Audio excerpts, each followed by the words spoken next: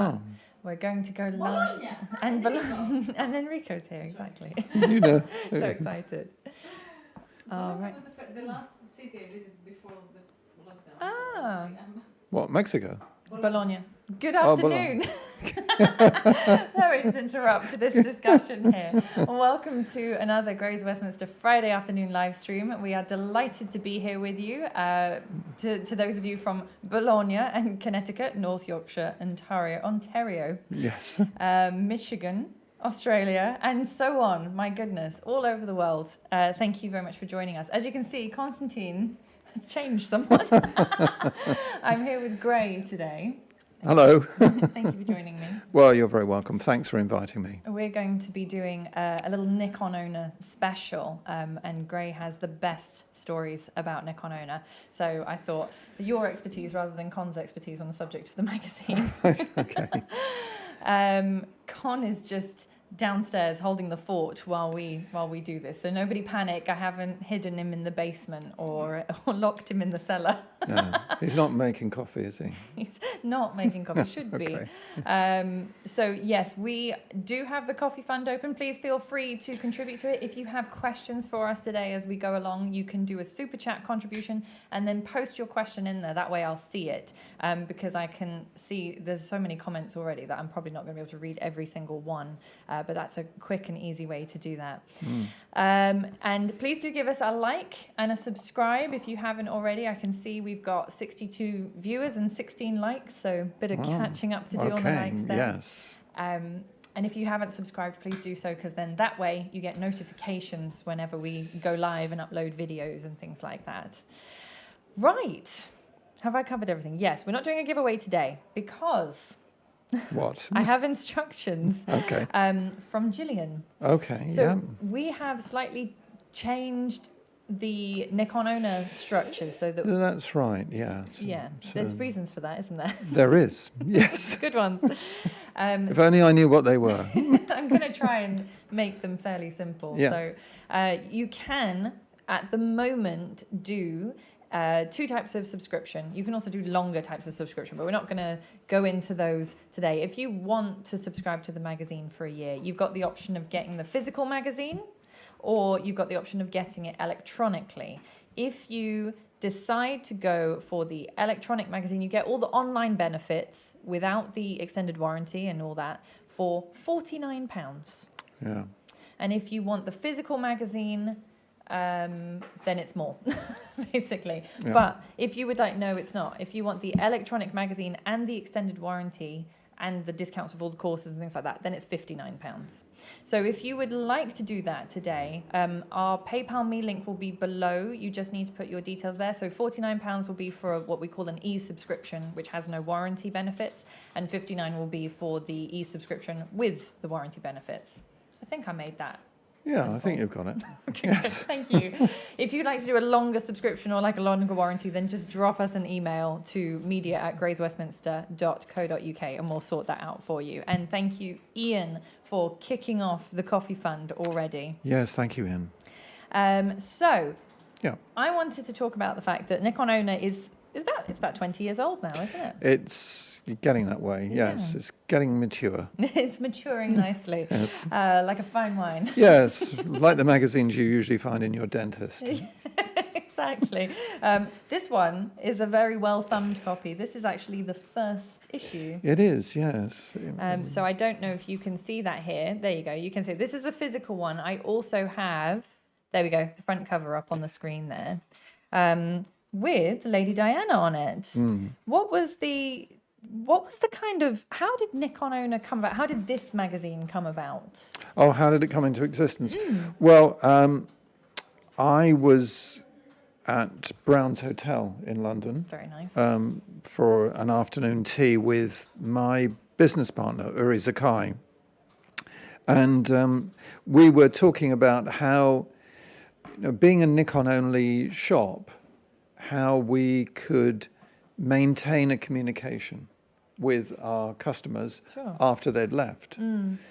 And it was Uri's very bright idea to start a magazine, really, and which would, as far as we knew, there wasn't a Nikon-only magazine in the world. Was there, did Nikon Pro exist? Yeah, I don't know if Nikon Pro existed back then. There'd been various Nikon publications. Yeah.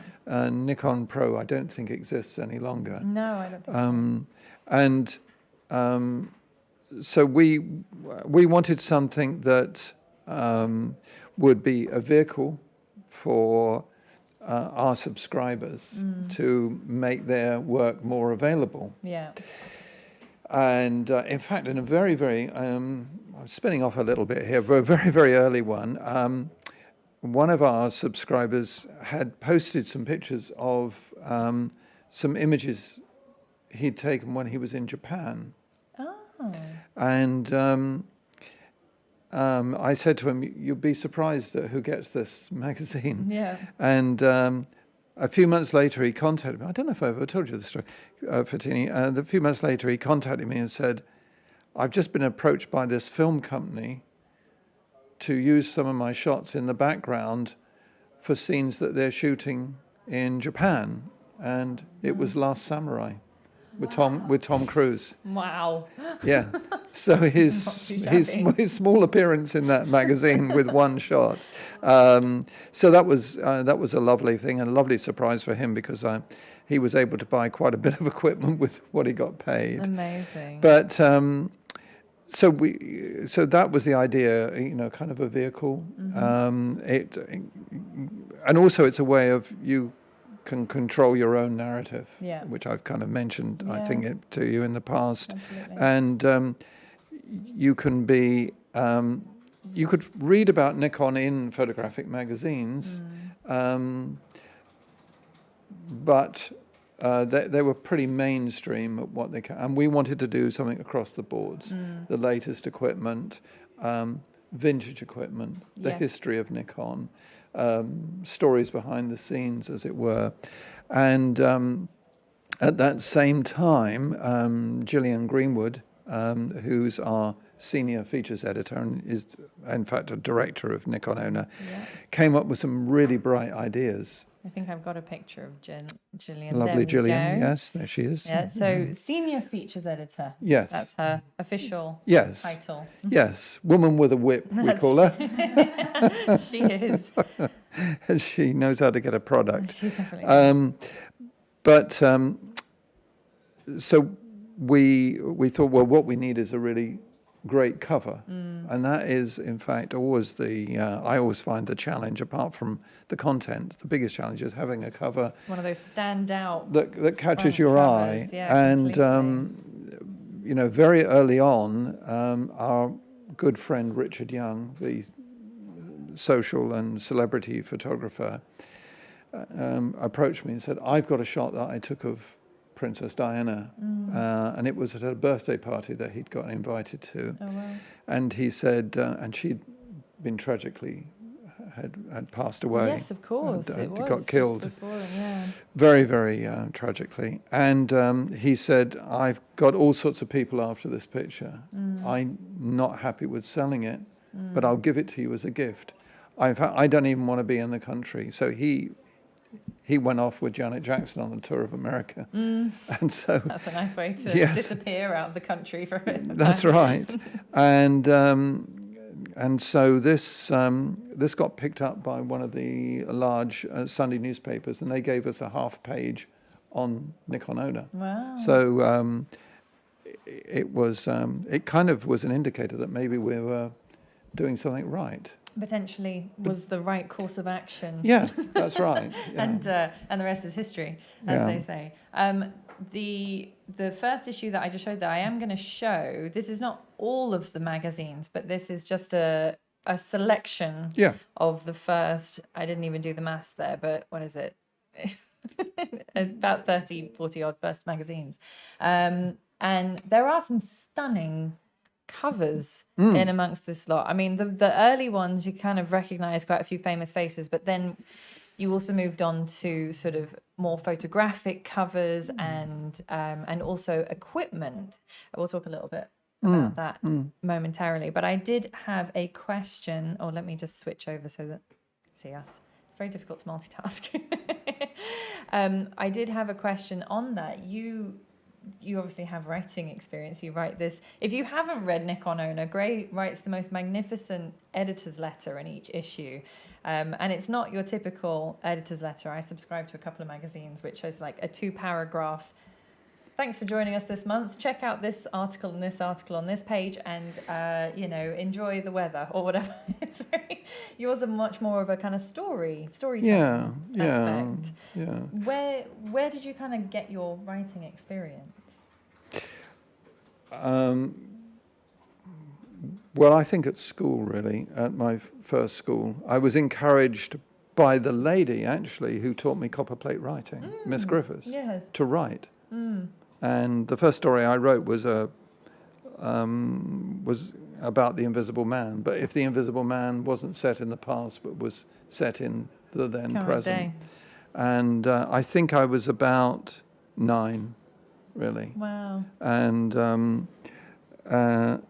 I loved reading. I love reading. Sorry, I'm being given directions off here. Very discreetly. Very disgraceful. That kind of led me really, and I just absorbed books. Yeah. Really, I was a bit like yourself. Yeah, devouring. And it written was words. my favourite occupation was to grab a book and sit in a corner and Yeah. get carried off. Really. Exactly. I mean, yes, I'm an avid reader as well, so I know how that goes. And I didn't really. I just carried on my own devices for a long time, and during the late 70s, when I was living in the Scottish borders, I was asked to tour manage and promote a theatre group that were doing a kind of surreal fantasy pantomime. I think I've seen the pictures, the slides, the Kodak slides. Yeah, that's from right. that. Yeah, and some bribery material, blackmail material in there. That's right. And they're all in rather exotic costumes, and exotic, not in a pornographic sense. No. In a kind of wild and different, fantastical sense. Fantastical. Yes, that's right. I thought, why don't I go to the local newspaper? And I knocked on the door and said, I wondered if you'd cover the fact that we're going to be this tour of theatres in the Scottish borders. And he said, oh, sure. He said, I'm a bit short of staff. This was the editor. Yeah. So I'm a bit short of staff. He said, do you fancy grabbing a typewriter and making yourself at home? I went, oh, okay. Sure, I'll write my own press release. Why not? Yes. And I thought, what a golden opportunity. So I was sitting there, and I'd been working away for about 15 or 20 minutes. His phone rang, and he went, okay. And he came to me, he said, look, I've got called out on a job. I don't suppose you'd manage running the newspaper for a couple of hours for me, would you? No. Panic. Yes, exactly. And while my head was slowly getting bigger and bigger, as I was suddenly taking over this newspaper, I picked up the newspaper, and on the front page was a story about how some woman who lived on her own electric blanket had caught fire. Stop the press So for that one. yes. So it wasn't. It wasn't quite the grand heights that I'd hoped it would be. But anyway, it was a start. It was, yes. It gave me some encouragement. Yeah. Oh my goodness. So then I've just seen a couple of comments here. There is actually there is a sample in the drive folder. I think we've got one of the mags downloaded. So if you link to that, then you can download a sample. It had some relevance to one of the streams that we were doing during lockdown, which I think is why we made it available just to download. So yes, if you want to have a little look at one, you can do that there. And then quite a lot of people saying the printed version is the one to go for. The printed version is actually £69. The £59 is the warranty one, but take it all back. So it's, if you want the physical printed mag through your door, it's £69 now. £59 is for the mag that includes the warranty. £59 is with the warranty, but the e-mags, and then £49 is just the e-mags and the online benefits. Because in all those years, with paper going up and postage rates zooming up, we've never had a price increase. No, and I think postage now is on the order of thousands, because we obviously have subscribers all over the world. Yeah. Most magazines I've found, for example, I subscribe to Artists and Illustrators, and if you're overseas, they charge you more for being overseas, which we've also never done. So we kind of keep it. We try and keep it as straightforward as possible, but anyway. So so 69 if you want the physical one through your door, 59 if you want the eMag with the warranty benefits as well, which is also included in the full subscription, and then 49 if you just want the magazines. For example, if you're overseas and you don't want the physical mag and you don't need the warranty benefits because you're not going to buy any equipment from us, then £49 makes the most sense. Just trying to clarify there a bit. Our lovely producer's going to put that in the chat and pin it so that you can see it there. But there's so many people saying, long-time subscriber, I love getting the magazine through the door. Oh, that's very kind. Thank you very much. It's been quite a labour of love over the years. It has. It's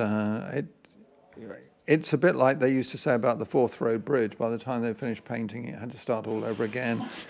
And It does feel like that, yes, and the minute we've sent the magazine off, you're already working on the next two. Yeah.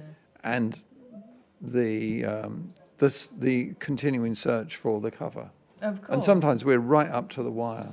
On the cover, you've got everything else in place, but there's not quite that cover. The cover just doesn't quite work. And our designer, who's an extraordinary creative chap called Jesse Wilson of Beyond Media, he's a stickler for getting the covers right, and so fortunately we've worked together for a long time, and he does all the Greys of Westminster stuff too. Yeah. But we really try and make it as nice, and also the paper stock has improved enormously since those. It has, since the early ones. Humble beginnings. That's right. These are quite sort of matte, whereas the physical mag now is a very kind of glossy affair. It's photo paper and perfect bound. And perfect bound, and it's kind of perfect for looking at pictures on.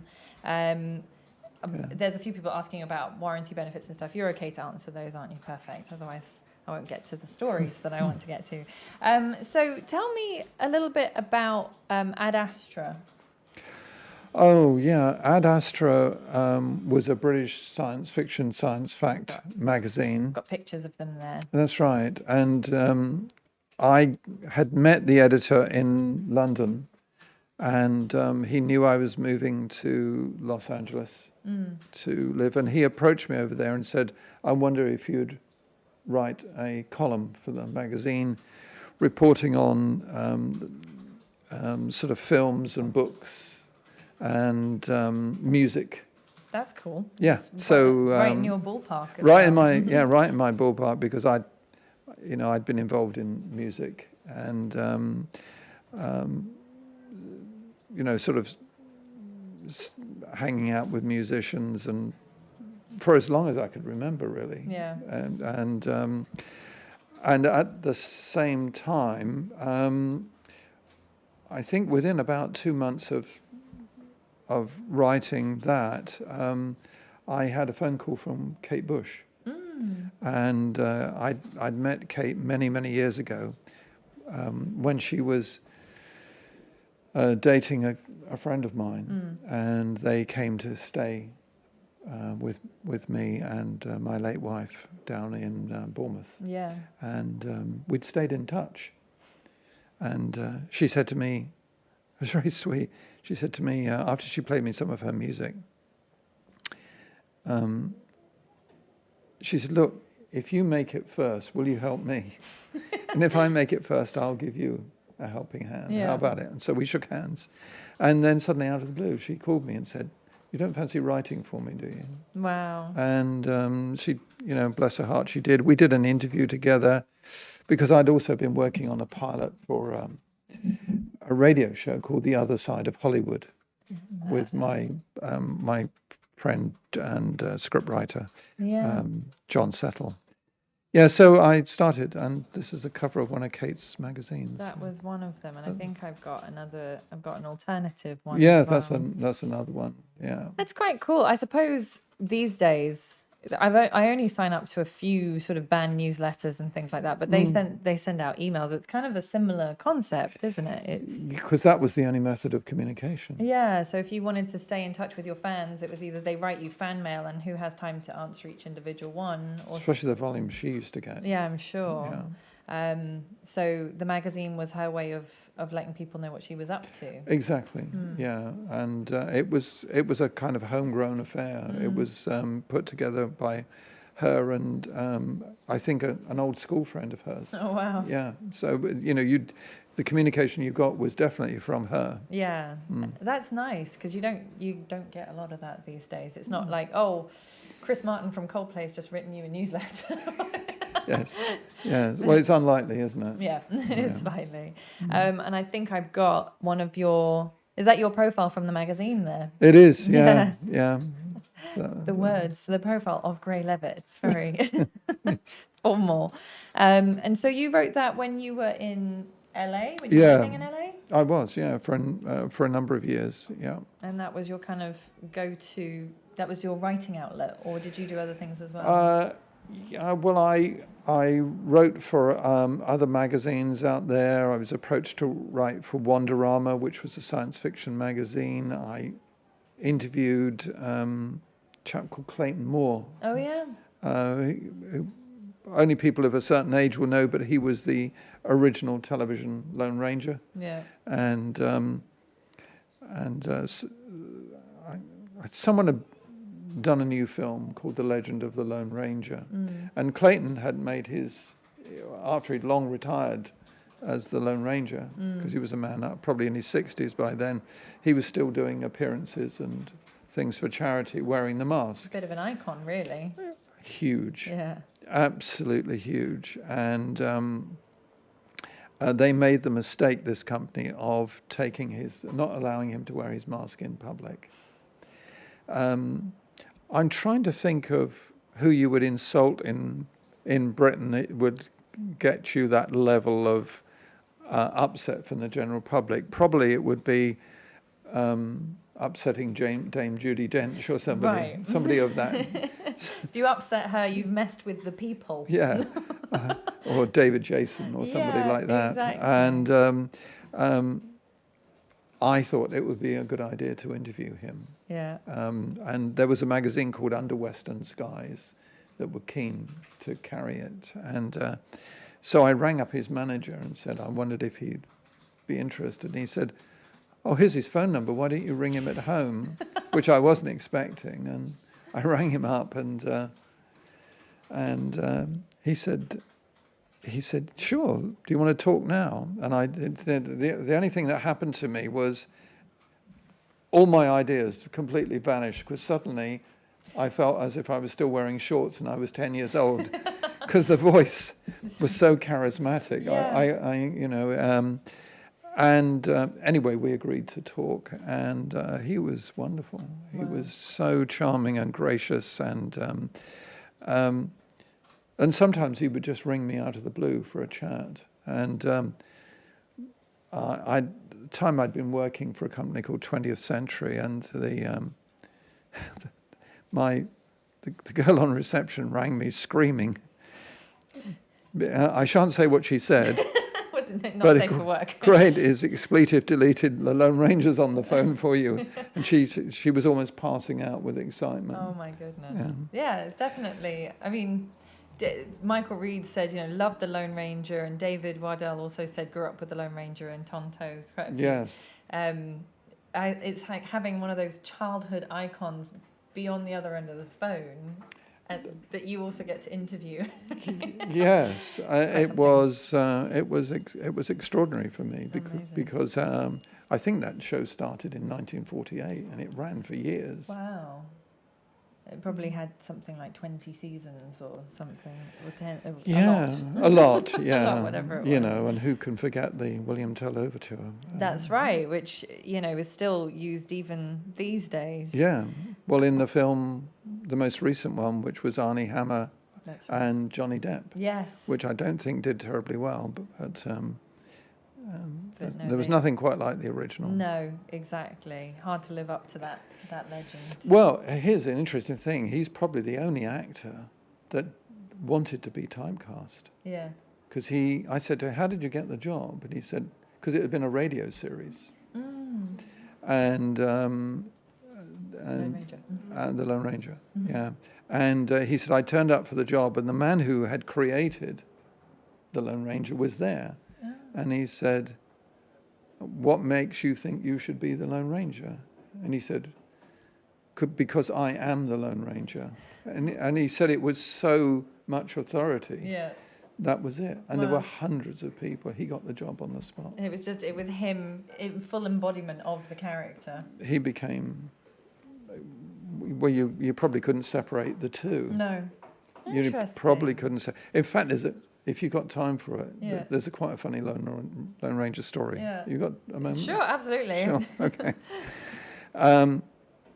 There was, I think it was probably during the 70s or something, where Clayton Moore, as the Lone Ranger, was opening up these sort of businesses, the celebrity opening. And this guy from a local radio station, him and his friend were DJs, and there were a couple of hippies, and they had, the VW microbus. And right at the end, this car that was supposed to turn up to pick up Clayton Moore didn't turn up. So they said to him, Mr. Moore, would you like us to drive you to your hotel? He said, well, thank you very much. And he was in the outfit, the mask and everything. He hopped into the little VW. Yeah, and they were driving down this freeway, and they got cut off by a guy in a BMW. So the driver got really annoyed and went chasing after him because they'd nicked the side of the car. And anyway, the BMW stops, and he gets out and starts shouting at them. And he said, I'm calling the police. And they said, but you did it to us. He said, well, who's going to believe a couple of hippies? And he said, and suddenly this voice said, I think they'll believe me, citizen. And he said, and the Lone Ranger got out of the car, and the driver of the BMW said, oh, Lone Ranger, I'm really, really sorry. I'm really sorry. I'll pay for anything. That's proper presence. That's proper ethics presence, Amazing. Yes. That's brilliant. Tadia said, was it Jay Silverheels who played Tonto? It was, oh, yes. The wonderful Jay Silverheels. Amazing. Yeah, you're absolutely right. I have to say thank you to Adrian and to Richard for your contributions to the Coffee Fund. I didn't see them before, but thank you very, very much for those. Thank you, chaps. Very, very much needed today. And then we've got a few sort of, I'd say, iconic magazine covers that I wanted to talk to you about, because obviously there's a lot of issues. We wouldn't be able to talk about every single issue, sadly, but I picked some highlights. Okay. So one of the ones that I wanted to talk about, if I can bring it up here, is the Clint Eastwood issue. This is kind of an iconic picture because he's using a Nikon. Nikon F, yeah. And he was a Nikon user, I believe. Yeah, he was using, I believe, Nikon FMs. And the photographer that he used on this set, who I got to know, this is from the Bridges of Madison County. Yeah. And where he plays a National Geographic photographer called Robert Kincaid. Yeah. And he wanted to hire this photographer to do the the stills on the set, but also teach him how to use a Nikon F. Wow. And I said, well, what advice did you give Mr. Eastwood? And he said to imagine it was like using an old Ford pickup truck from the 50s, those old ones. Yeah, everything is manual. Everything is manual. The back comes all the way off. It's not hinged. Yeah. And he said, much to his great surprise, when he arrived in Madison County to take his equipment there, he called into a local sort of mini-mart to buy some stuff. And walking down the aisle with a shopping trolley was Clint Eastwood. And so they shook hands and met. And Clint said, do you fancy coming over for breakfast? I'm cooking.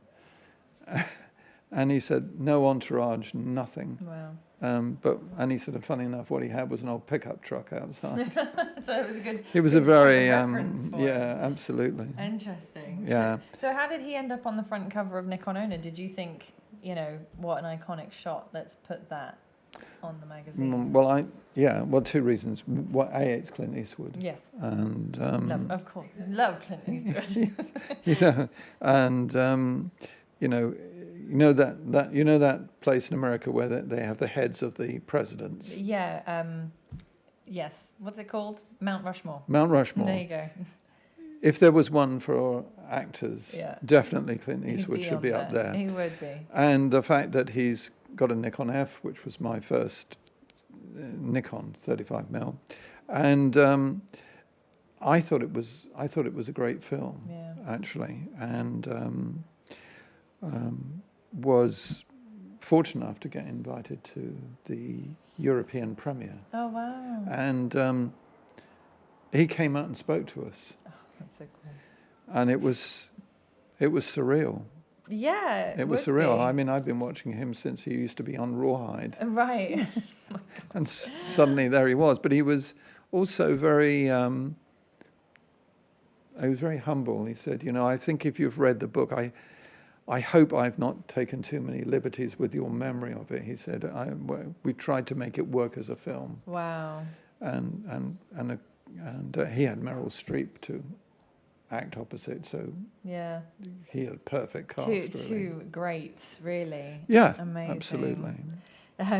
Thank you also to Joy and to Brian for your contributions to the Coffee Fund. Brian says, this is quality. No slight on Con, but this is quality.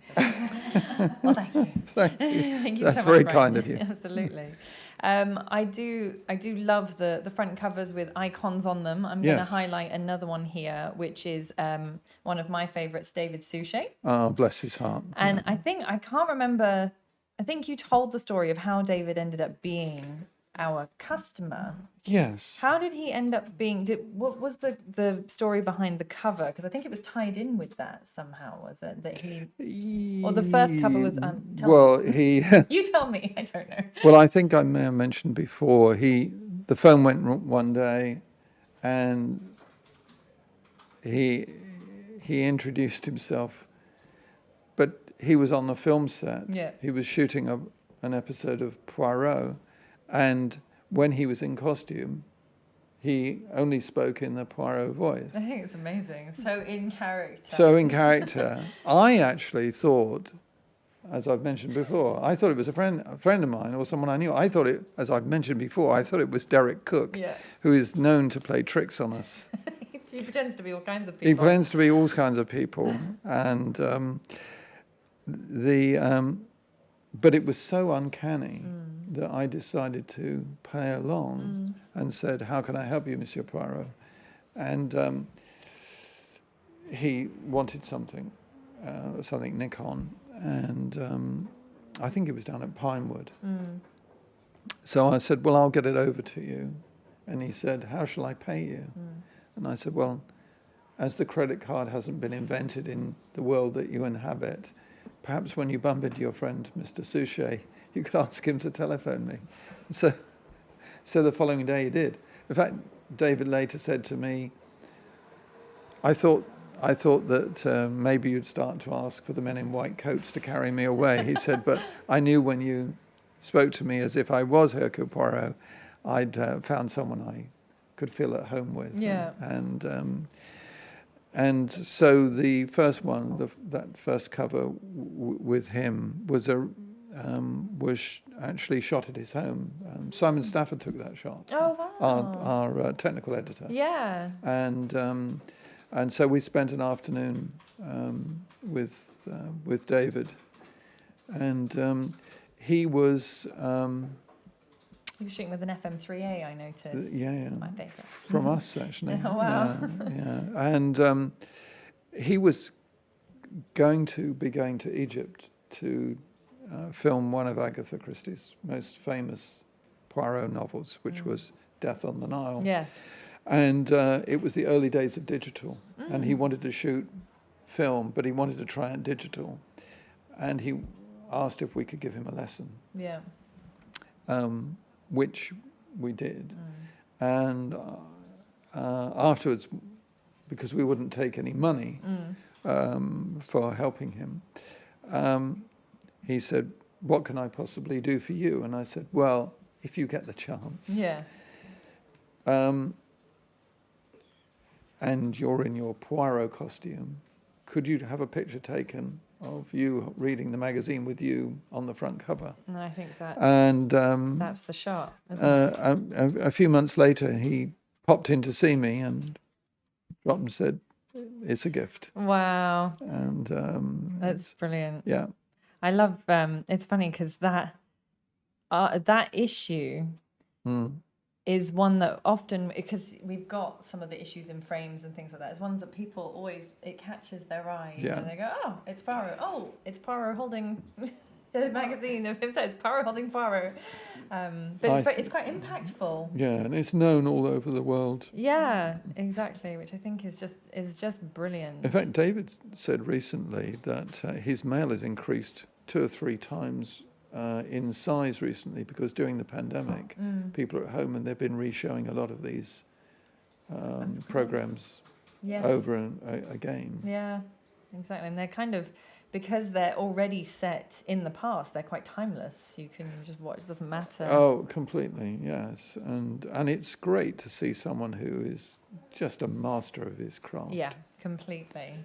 That's brilliant. I wanted to ask you about the groups, because obviously Nikon Owner, for those of you who don't know, we have the magazine, we have the free technical support, the extended warranties on all the camera equipment. But part of that is not just the magazine, but that kind of whole support group where you can go on trips and do courses and workshops. It's actually a fantastic resource. So how did the idea to kind of make it more than just a magazine subscription? That was Gillian again. Yes. She's the mastermind. Yes, the beat. I've always said evil genius she's behind it all. the beating heart of it. Yeah. Well, if I go back, the first meeting was in London, and it was Karen Hall and Robert Sanger, Steve Hughes, Michael Elefriades, and myself at a wine bar in Victoria, near the station. And it has grown and grown. And Michael Elefriades started really the first London group, which has expanded. Yes. Adrian Cochrane and Andy Houston did the South Coast group. And there have been various groups around the country from since that time. How many are there now? Do you know? I don't know. At one point, I think it was like 5 or 6. I don't know if they're all still running, but I mean, some of them were curtailed because of the restrictions on meeting up. Of course. Which and then it was Gillian's idea to come up with the idea of doing workshops. So I think we did 13 years of workshops with Heather Angel. Yes. Down at St Hill Manor. That's right, with the birds of prey and with all kinds of Nikon things. And Kodak and Hasselblad and all sorts of things. And so, and from there, I mean, in those days, no one was doing it. No. Really, to any big extent. And then we started to, there seemed to be a demand more for workshops around the country. So people like John Archer Thompson was doing them, him and Simon Stafford. And there have been ones all over Europe. We also did a Nikon Owner trip to Japan. That's right. And where they took us all around the country and we went to visit the factory in northern Japan, the Sendai factory, and got to see a camera being made from its smallest component all the way through the line. Amazing. And we went to so many different restaurants, and it was, in fact, it was actually just a Japan taste test trip. It's funny you should say that, because one of our long-time subscribers came up to me on the trip and said, "I think you've misnamed this trip." He said, "It isn't the Nikon Owner trip to Japan, photographic trip to Japan." He said, "It's a Nikon Owner gourmet trip with a chance occasionally to take a few snaps." Take the odd picture here and there. Because they were very lavish. Yeah. You know, they hired, boats for us to go out on lakes, and we stayed in some different accommodations, and it was an extraordinary trip. Gosh. And we were invited to the headquarters, and I gave an introductory speech in Japanese, which I didn't know you spoke Japanese. well, I don't. But what I did was I did a short talk, and then I got it translated, and then I spent my way amateurishly drilling falling it for until it. you It could went down very well. Did it? Yeah. Amazing. I think In they're fact- very appreciative though, of the effort made. Yeah, because what they did was they gave us a gift, which was this frame, like a photo frame, and on the back it had a brass thing which were presented to Nikon Owner for the trip to Japan and the date, and the outside was a cherry blossom, and the cherry blossoms were Mikimoto pearls. Oh my goodness. Everyone got one, Oh, that's amazing. you know, as opposed to Unreal one. ones. Real ones. They would never do anything like that. I mean, what year was that Japan trip? Do you remember? I think it was 2004. That's why I thought it was 3 or 4. I can remember. Yeah, So it was quite yeah. some time ago. It was amazing. Yeah. And in fact, this was actually a kind of case in point where Gillian's idea was proved right, because a majority of those people on that trip bonded and became friends, and then would go off and do photographic trips on themselves, Yeah. and they would form groups like Adrian Yeah. Cochrane came on that trip, Michael Efriades and several others, and we I don't know whether it could ever be repeated, actually. Well, Dixon was just saying now we need a trip to Thailand and Japan. Oh, There's yes. 2 different places. I mean, it would be We amazing. did go. We did do a trip to Thailand. Did you? Yeah. I didn't know that Yeah. one. Really? It's one of the things that I've found over the last. There's obviously always a kind of an issue with the fact that we've had lockdown. The travel is much more restricted. It has made, but there's always been that problem of we have multinational subscribers, and then we have workshops more often than not based in the UK. And if there's one silver lining aside from the live streams that's come out of lockdown, I think it's the fact that the workshops have gone online. Workshops and webinars that they have, Yeah. and the people that used to, complain to say you're very you're very London centric, Yeah. which we were. Yes. And we did try a few sorties into different parts of the country, but they weren't very well attended. The problem I think there is that it's down to the local group members, if you like, sort of, it's how much effort you put into it. Mike really puts so much work into the Yeah. London group, so Yeah. it's quite a tough one. It's a bit like Grays of Westminster. Yeah. It's a bit like a marriage. It has to be constantly created, Yeah. and otherwise it withers on the vine. Yeah. And people like Mike and people like Adrian Yeah. and others have proved by having the determination to keep it going, have kept it going. But Yeah. now with these webinars, Yeah. people can join us and do from all over the world, which is fabulous. Absolutely. It's phenomenal. In Some fact- of them are like booked out, I think. Even. Oh yeah, I mean, Katrin Ruckart, who's our events and courses coordinator, says, "Gray, I put one up, and it's by the time I finish typing up, it's already gone, and 3 or 4 places." We also did sort of Christmas events. Oh, Nikon Owner Christmas event. Yes. We didn't do one last year, but we did one the year before.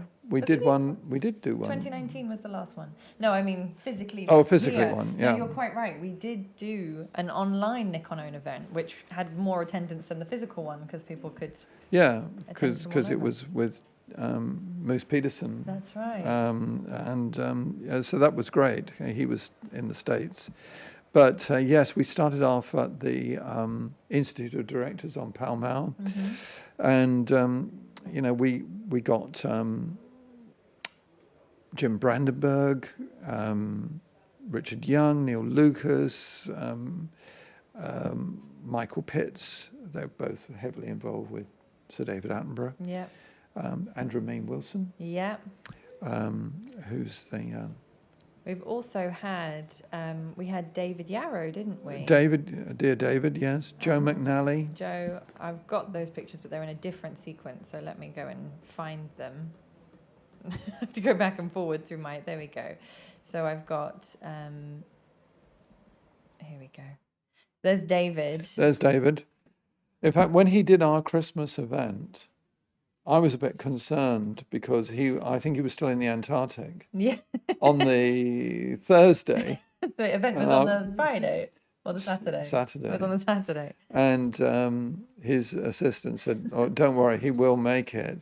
And on the Friday, I said, "Where is he?" He said, "He's in Germany." Oh my gosh. And in the morning, he'd flown in from Germany, gone to the Savoy, did a lunchtime event, then walked up, and I met him at the IOD to do our event. And when we had dinner together, I said, "How many flights have you done this year?" He said, "This was 250th. Oh my goodness.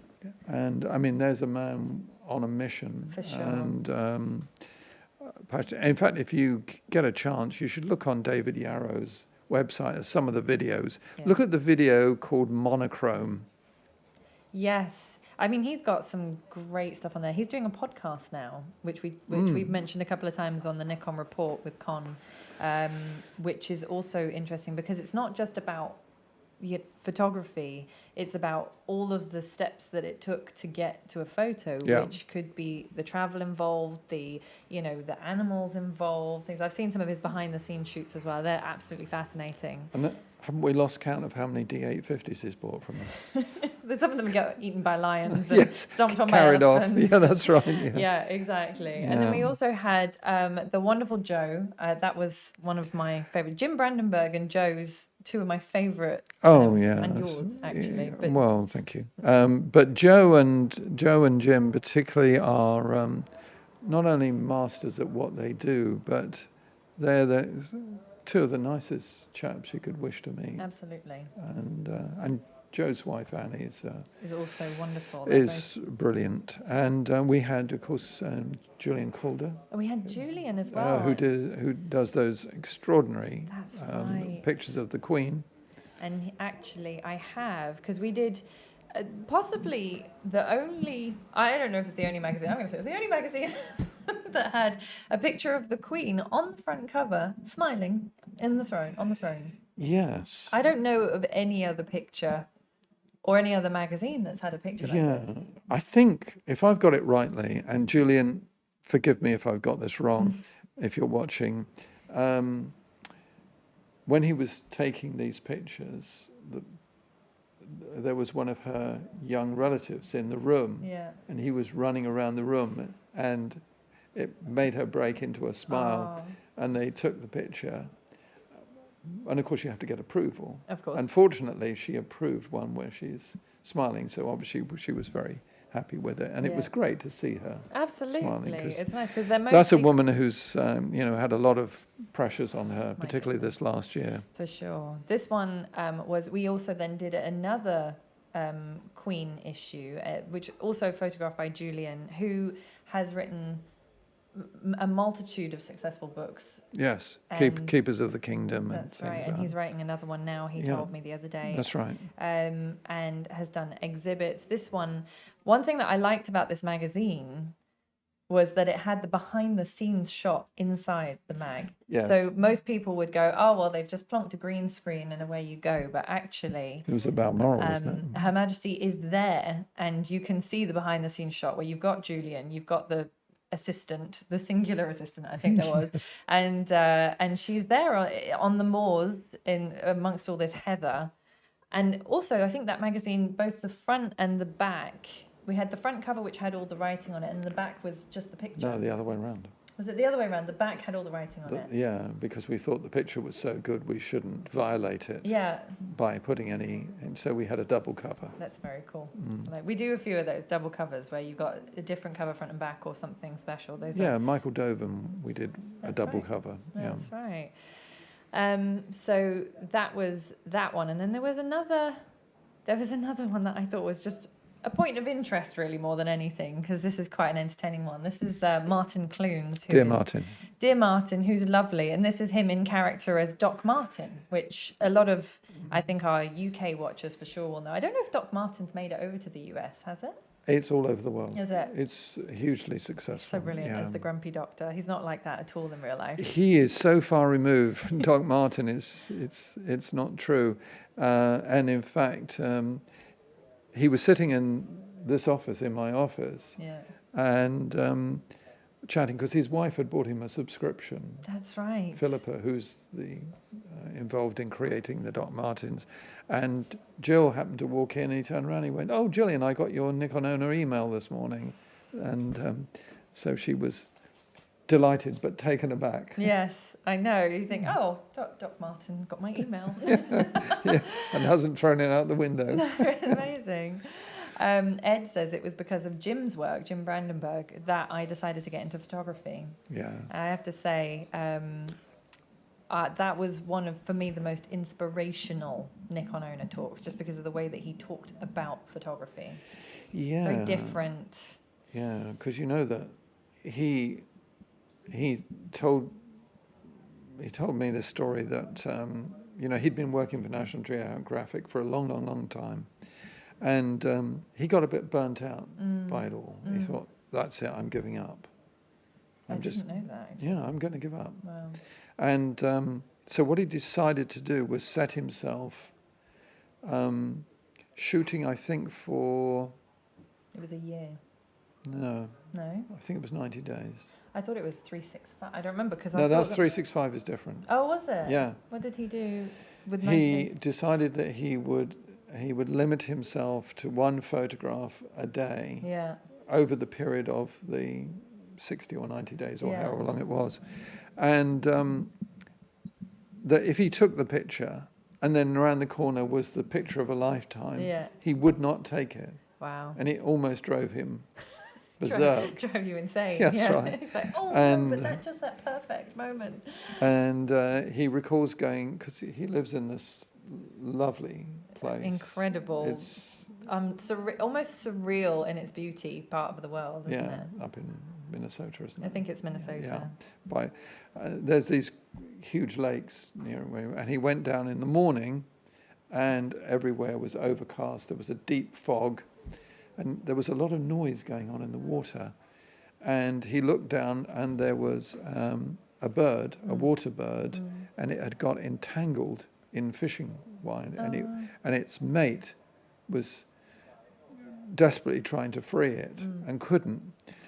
So he grabbed hold of it while being attacked by its mate Of course. and slowly trying to take off the fishing line. And finally got it off, and he let the bird go, and it disappeared into this fog. And he said he just stood there, and he said, and he could, it had begun to lift, and he said, and the bird got sort of almost the middle of the lake. It then turned around and looked at him, lifted up its wings at him, and the sky opened up with the dawn rising or whatever it was. Wow. And he took the picture, and he said, and I nailed the shot. Yeah. And that really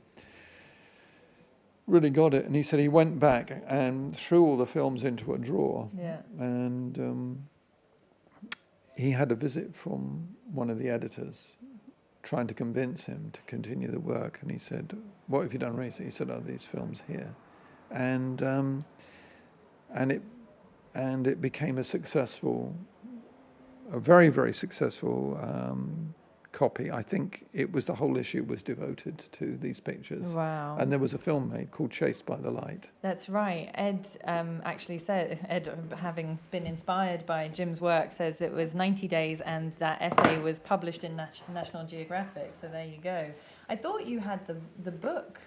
Yeah. I think I have. I'll see if I can find it if I have enough time to pull it down. But anyway, so that was truly inspirational. Andy has confirmed that Doc Martin is on season 7 in the US. Oh, sorry, season 9 in the US now. So Oh, is that right? Martin has Martin's very far-reaching there.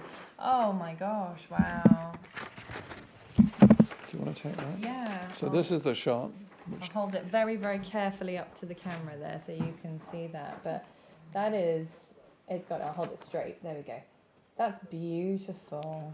Amazing. And it's almost like, a thank you Well, from the I guess it was a duck by the looks of things. yeah. sort Well, of that was Jim's feeling that it was an acknowledgement. Yeah, for doing that. It's Yeah. incredible. Some of the magazines, I remember we have at least 1 or 2 issues with Jim's pictures on the front, don't we? With the wolf shots. A good karma shot, as Roy calls that. Yes. It really was. Yeah. It's beautiful. And then the other thing that we do quite often is we feature rare cameras or unusual cameras on the front covers. And there's one here. There's a few that I wanted to just go through. For example, these are by Tony Hurst, aren't they? The genius. The legend that is Tony. Do you know Terence Donovan said to me once, I wish I could take pictures like him. And I was thunderstruck. Yeah.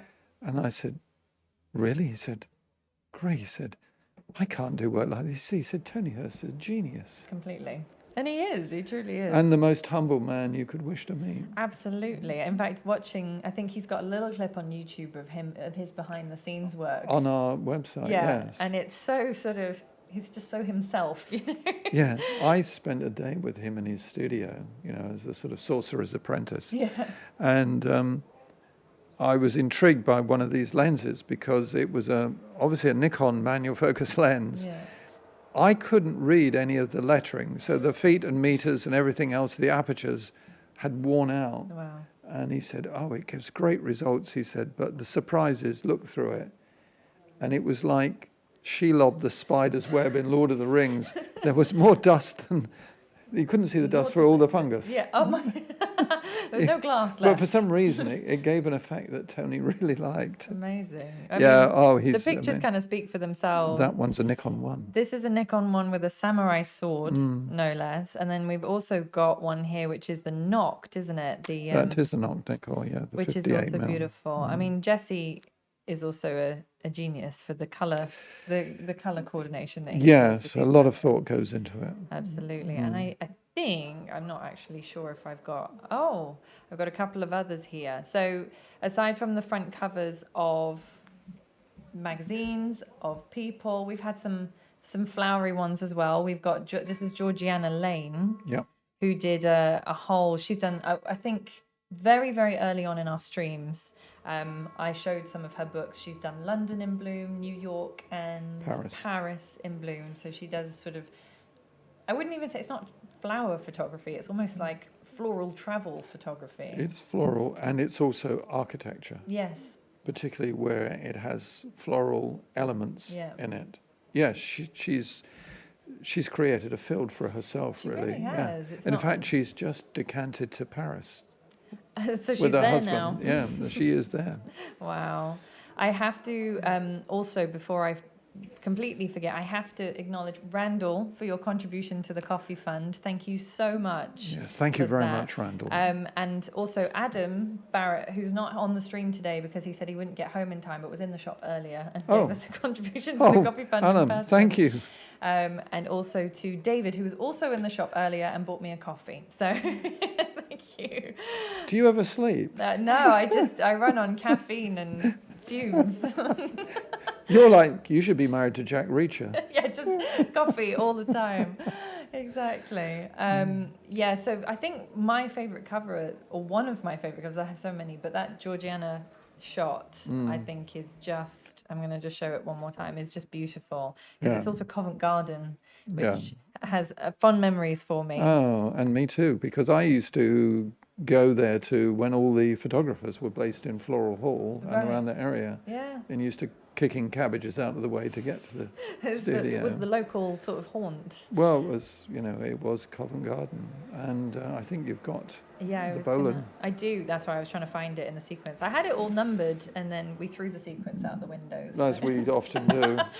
So I know that we're coming up to time, but I would love to hear the Mark Bolan story. So some of you may have seen this cover, which had Mark Bolan on the front. Of T-Rex. Mark Bolan of T-Rex on the front cover. And this cover actually has quite an interesting story. I will also show, there it is, there's the shop with the cover in the front. Yes, because unlike most camera shops, we don't put cameras in the window. We go for sort of aesthetics, and we put the covers of Nikon Owner. That's right. There. So we had an awful lot of Mark Bolan fans turn up. We did. Because the late Michael Putland, the music photographer, who, as you may know, worked out of a studio in the basement of this building, became a very famous music photographer. And so the likes of Mark Bolan and Slade and Queen and Alice Cooper and Andy Williams, and the Osmonds, they've all been downstairs. The John Peel, and so I saw the cover, and of course it's Mark Bolan holding a Nikon, so I couldn't resist, and Michael very kindly let me use it. And when this got out, it attracted a lot of attention from Mark Bolan fans, and we had a lot of visitors outside having their picture taken. And with the front cover, with the front shop cover, window in the front, it's very true.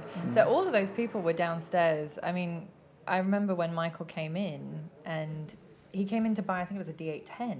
That's right, yeah. After he'd moved back from New York. Yeah, and just said, I used to have a photographic studio downstairs. It was sort of almost in passing that he mentioned it, and then we found out that all of these people had been photographed in the second-hand department, actually. So if you're ever in the shop, you can stand where they stood. That's right. It's a very cramped space. I think he said when he photographed Queen, because obviously one at a time shots are hard enough as it is because the ceiling's quite low. But I think when he had all four of them, it was they were in the next room. Oh, they were in the back room, right? Yeah. Because when I moved in, all the backdrop paper was still in place. That's right. So you knew that it was there had been some kind of... It had been a studio, but I didn't know whose. Amazing. And it was people that, over the years you've probably seen at some point or another in real life as well. That's right, yeah. This is I showed this, I think, last week, but this is the latest issue of Nikon Owner there, and that's also one of Michael's photos, isn't it? Yes, it is. That's the Stones. Yeah. He was a phenomenal photographer. I mean, he photographed everyone who was of note from that time. He absolutely did, yeah. And I think that was the only one that I had soft copy. Oh yeah, and that was the last picture there. I'm just going to double check if there's any questions. Yeah. Jim says, great stories from a fascinating life. Thanks, from Kentucky. Well, thank you. And Flickr Channy UK says, great magazine, just joined a few days ago and enjoying the brilliant content. So thank you very much. We're very glad to hear it. So we've had sort of many notable moments of the last couple of decades of Nikon Owner. So I guess what's next, really? Well, as usual, more of the same. More tearing our hair out while we try and find the next colour. And you're a regular contributor. I am, yeah. And which is always good. And so things like that. Doing reviews when we can get a hold of the equipment. Yeah. Nikon, I hope you're listening. Yeah, exactly. Nudge, nudge, wink, wink. Yes.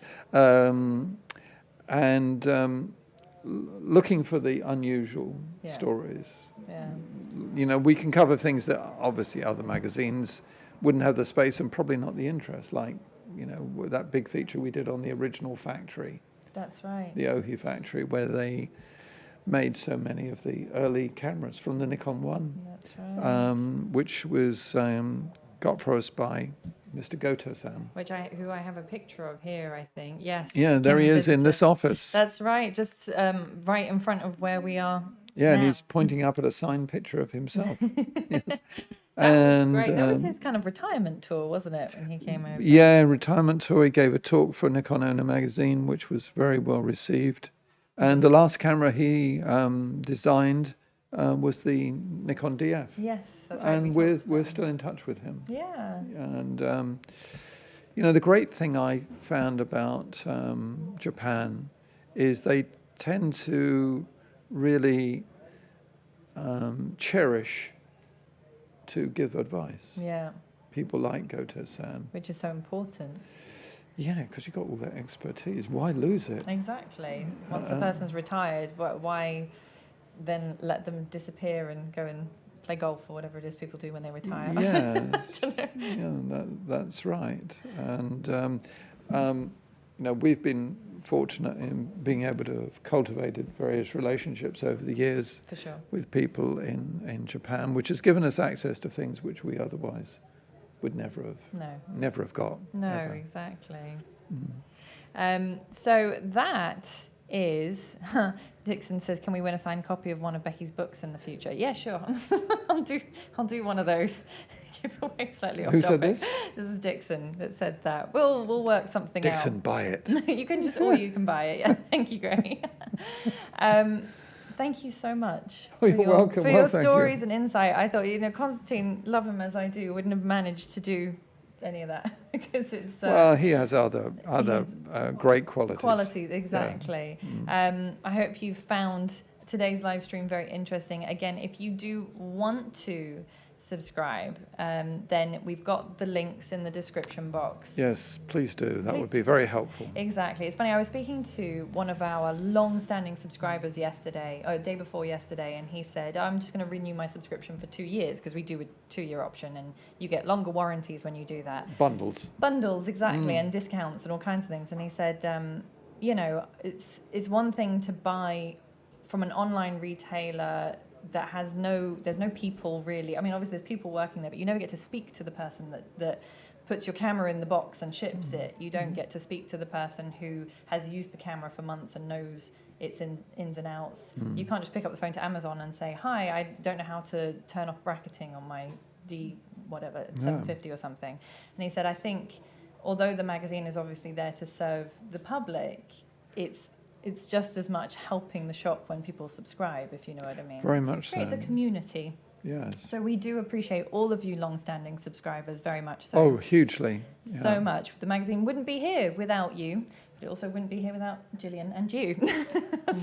Well, all of us really. It's a big reciprocative, is that word? Reciprocating It'll do. relationship. Yeah. It'll do. Kind of new word today Yes, for that's Friday. right, yeah. And with that, it's coffee time.